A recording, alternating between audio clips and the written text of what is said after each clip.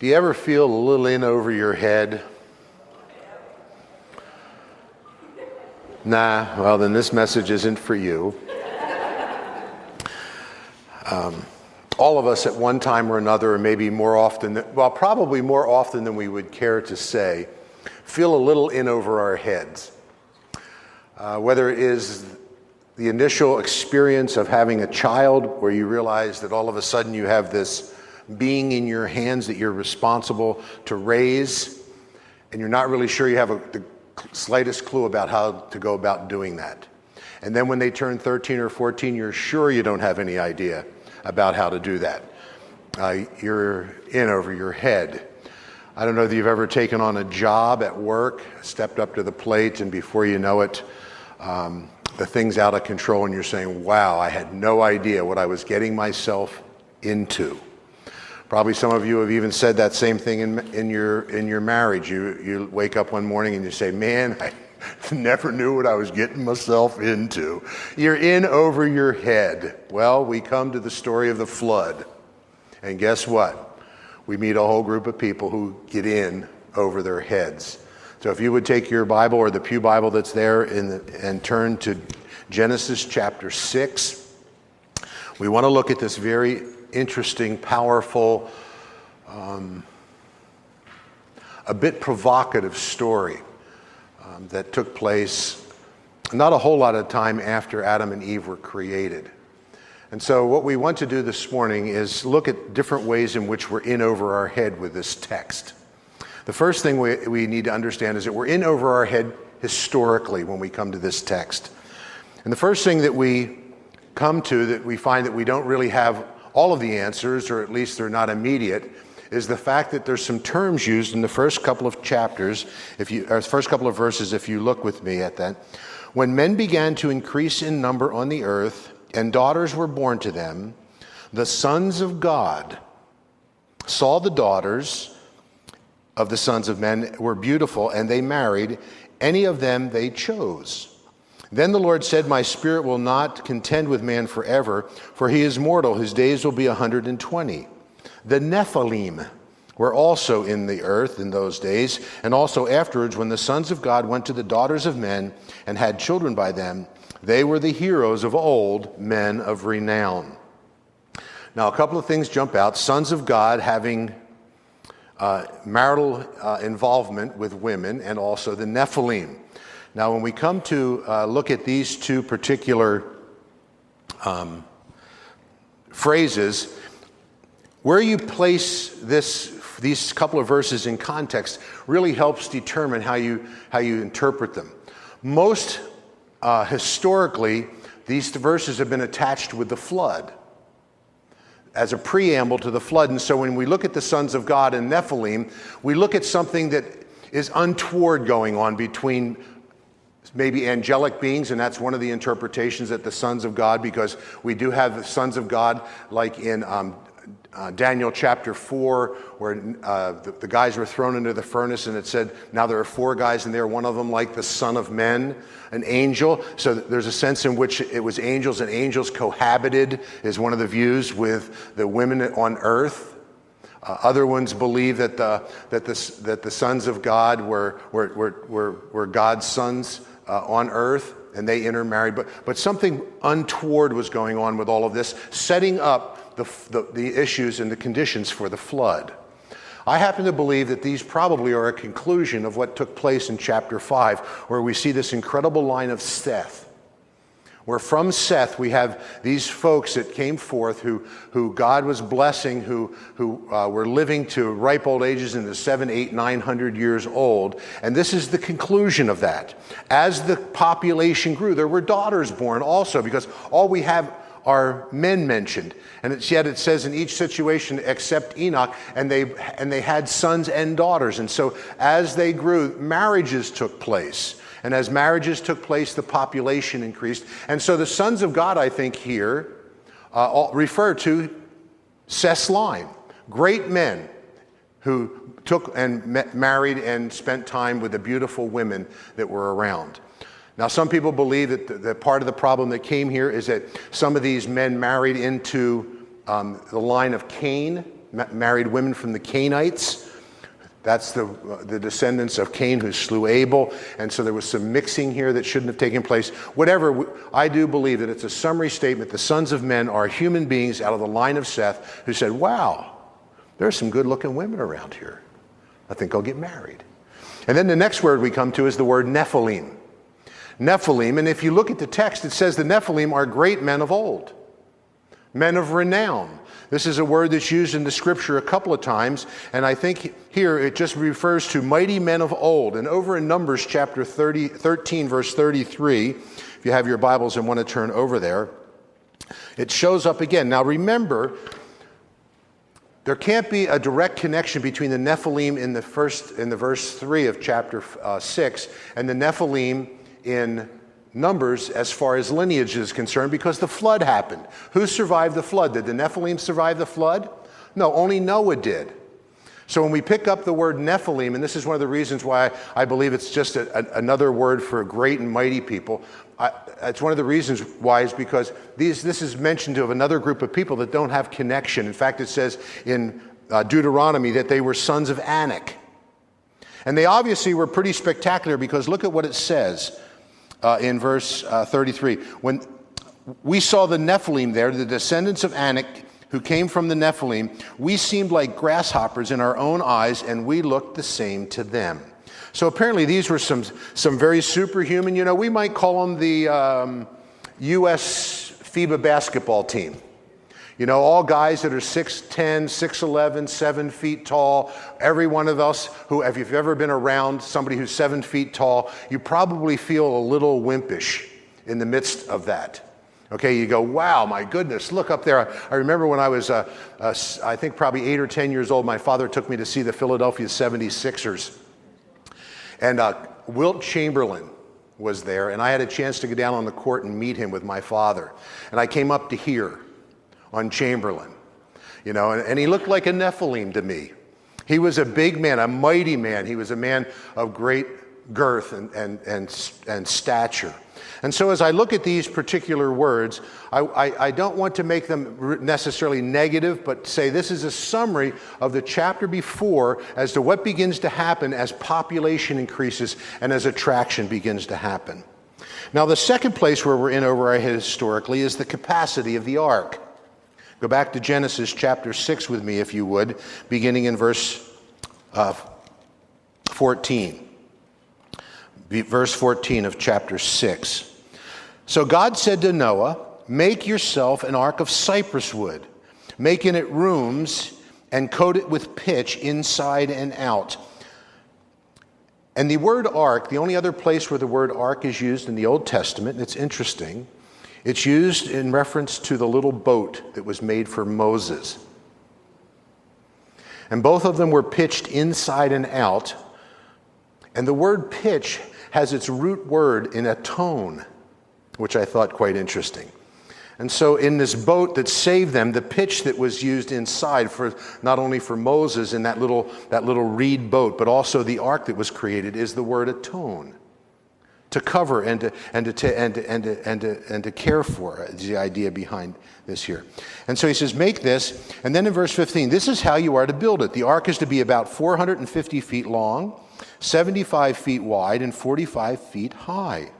Make a roof for it and finish the ark to within 18 inches of the top. Then put a door in the side of the ark and make it lower, and make middle and lower and upper decks. Okay, so it's like a 3-tier hotel. Okay, so put three floors in it. And then he says, put a door in the side of the ark and make a lower, middle, and upper decks. I am going to bring the floodwaters on the earth to destroy all the life under the heavens. Every creature and everything that's on earth will perish. So we have the size of the ark, 450 by 75 by 150. Okay? It's a pretty big vessel. Now, what has happened is science has said there's no way that we can get all the extant, the living, existing animals that we have now on the ark. And that's probably true. What we don't know is how many animals were actually involved in this process. Because over time, as the millennia have passed, animal types have grown, and there have been more and more of them that have increased. Not new ones made, but they've increased. So that he may have been only 2 dogs.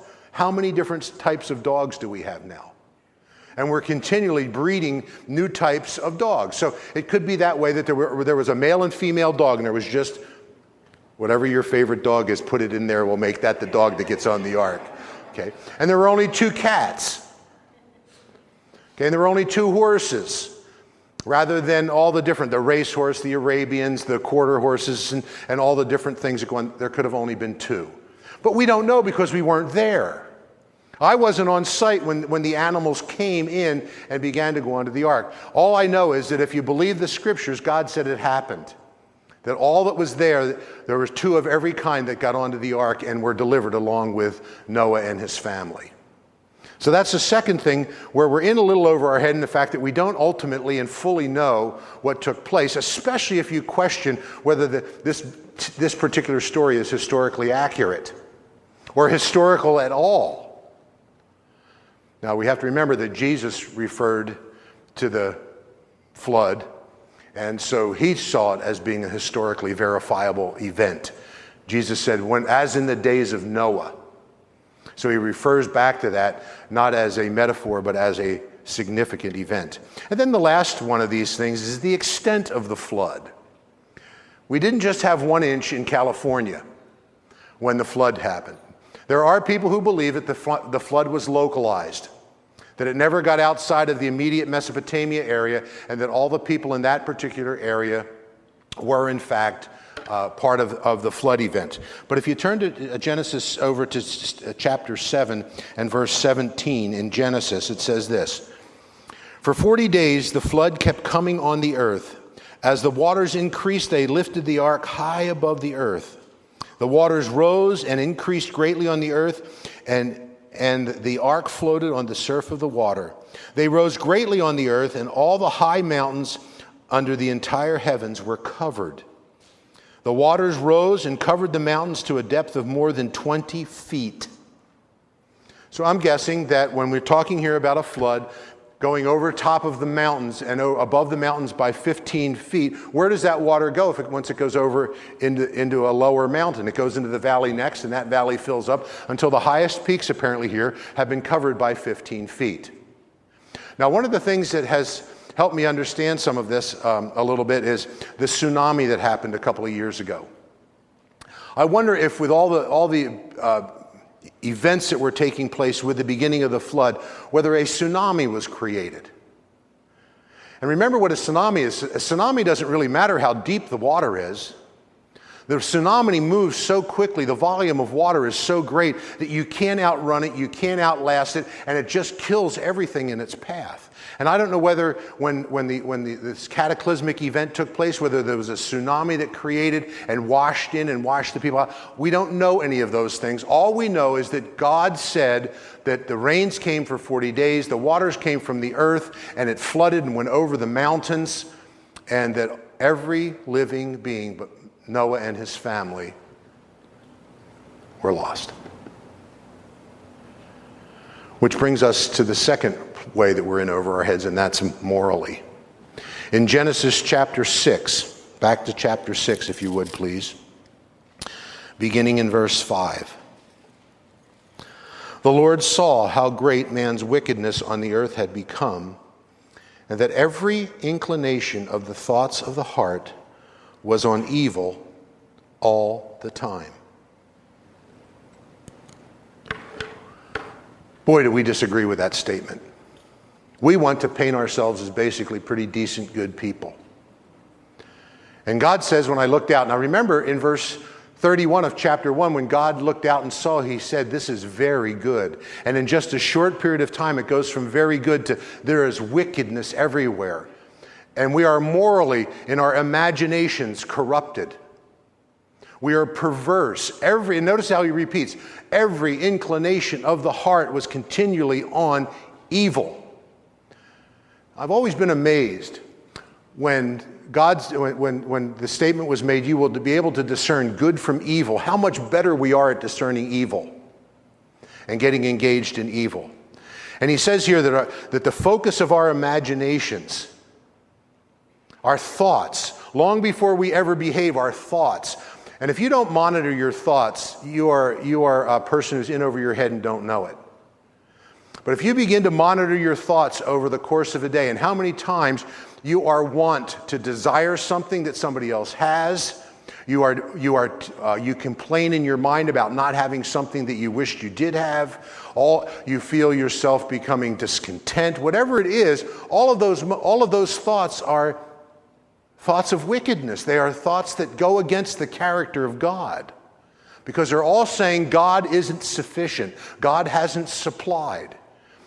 And we tend to think over, and those things run through our minds. Even this week, I got myself into a difficult situation with my Mark Services company. And when the customer challenged me on some work that I had done, the first thing that began to run through my mind as I defended my position was to lie.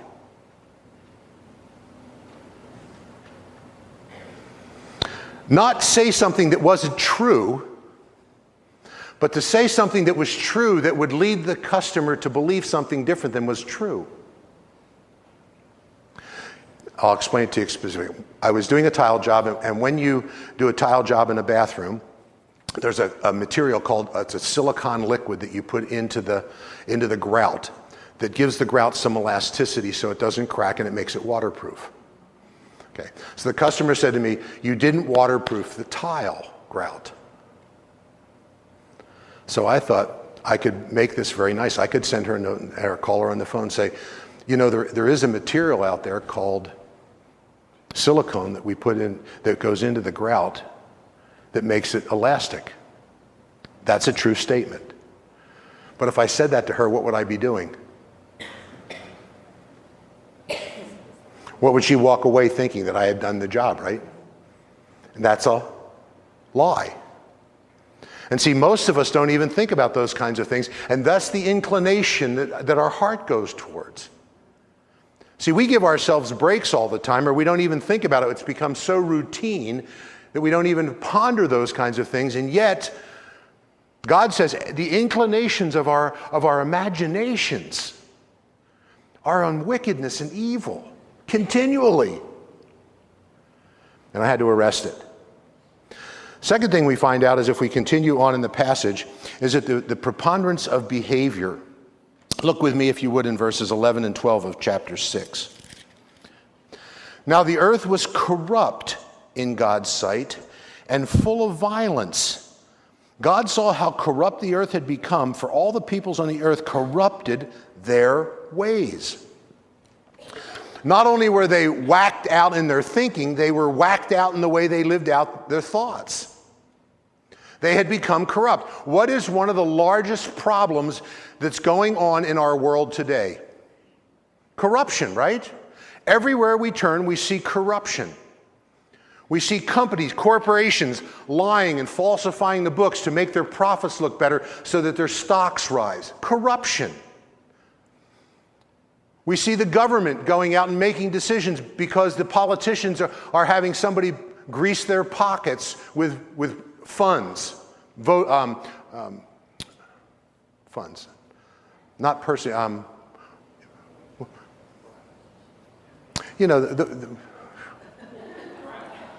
Boy, you can tell where my imagination, where you put money for voting, for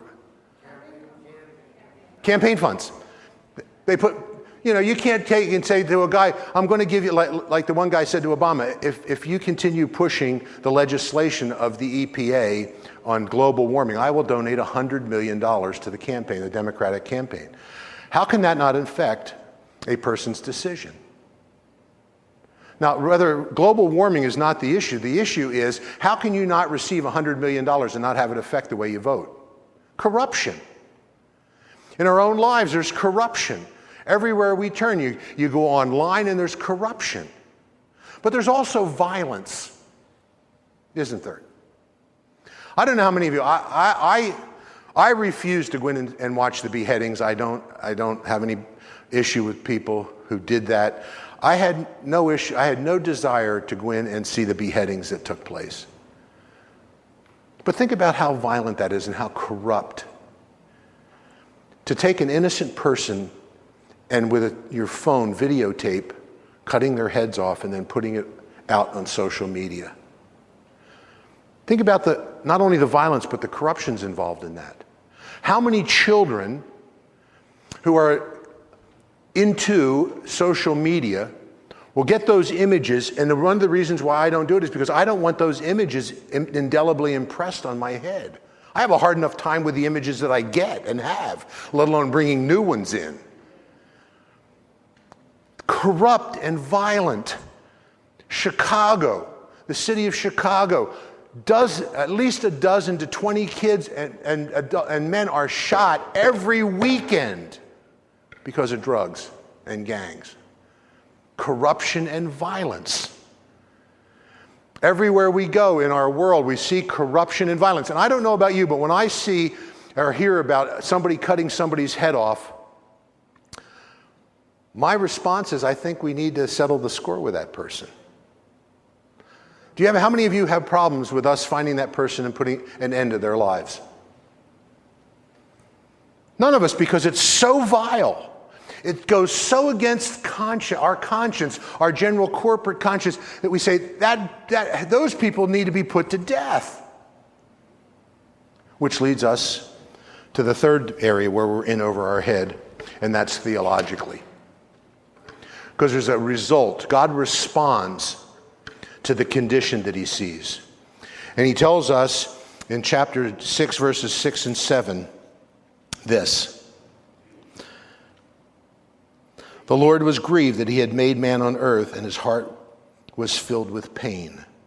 So the Lord said, I will wipe mankind whom I have created from the face of the earth, man and animals, creatures that move along the ground, and birds of the air, for I am grieved that I have made them. Theologically, we're in trouble because the Lord regrets, and with that regret comes judgment. Now, we can't lose sight of judgment. Judgment's a word that's really, most people push back on. They hate it. They think it's so unfair and everything. But God, being a righteous God, needs to respond to the condition. He can't just wink and say, you really didn't mean it.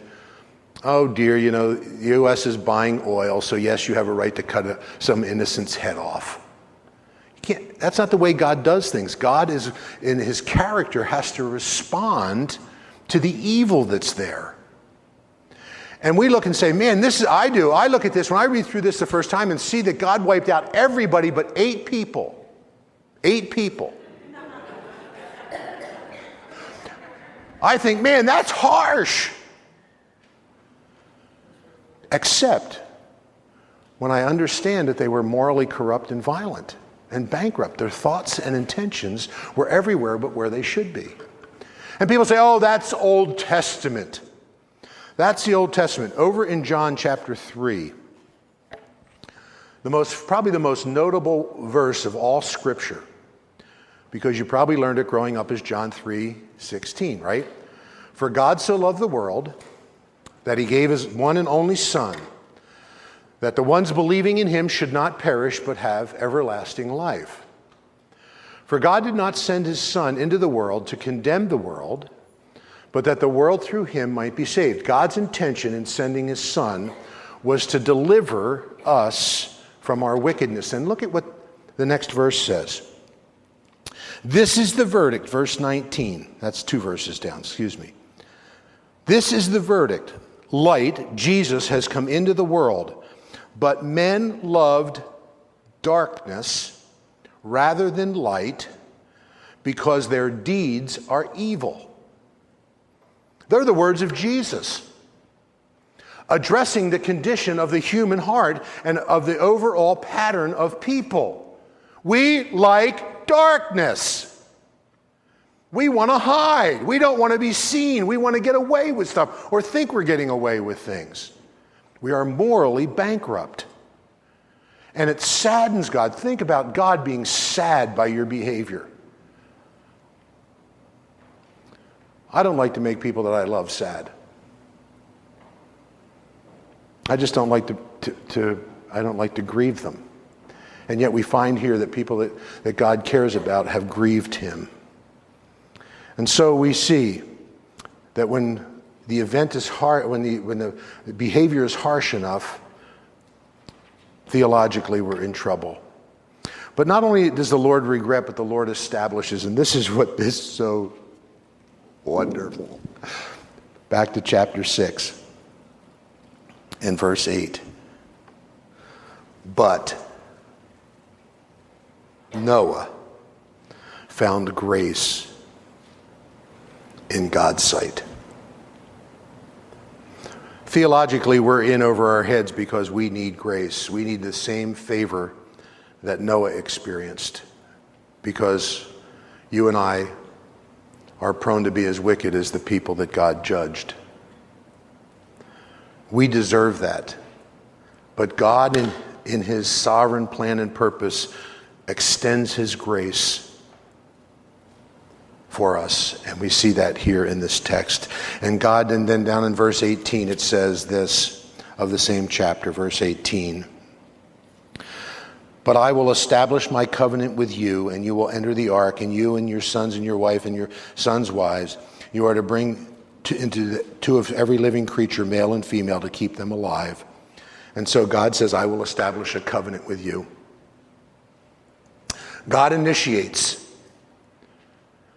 to Noah and says, I am going to establish a relationship with you, Noah, that will deliver you out of the judgment that is to come, and you and your children, and enough so that we can have life go on after the flood.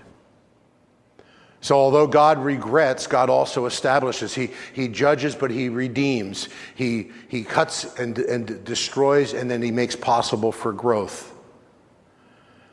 And so this morning, what I think I would like us to settle on as the Genesis factor is this. The only way to stay afloat is to experience God's grace.